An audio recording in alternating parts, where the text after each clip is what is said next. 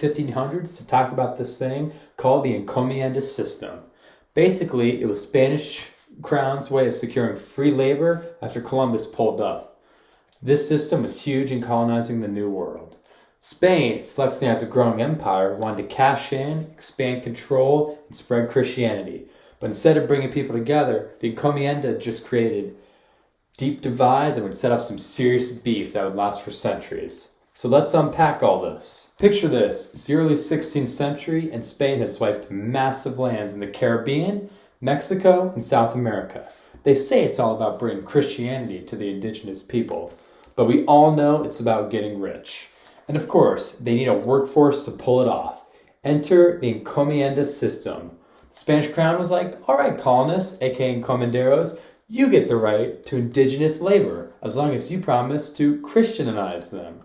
But let's be real, it was more about exploitation of labor. Like, the whole thing wasn't a loophole for slavery.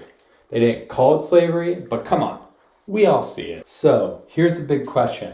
Was this actually about mutual benefit, or is it just exploitation? Plain and simple. Spoiler, it was a nightmare for indigenous people as they barely got anything in return. Documents like Encomenderos to Charles V straight up showed how encomenderos were all about the profit, not about indigenous welfare.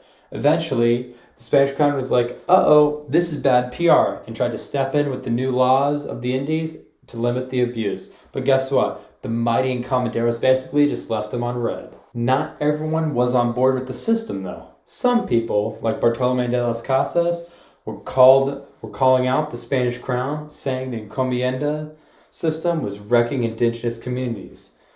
He witnessed the brutality and went off in his writings, which led to big debates back in Spain over whether indigenous people even had souls. Yeah, they actually argued about that, which sounds totally wild now.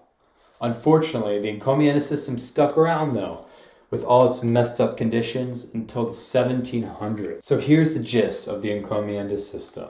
It left a legacy of straight-up exploitation that low-key shaped Spanish colonial society forever.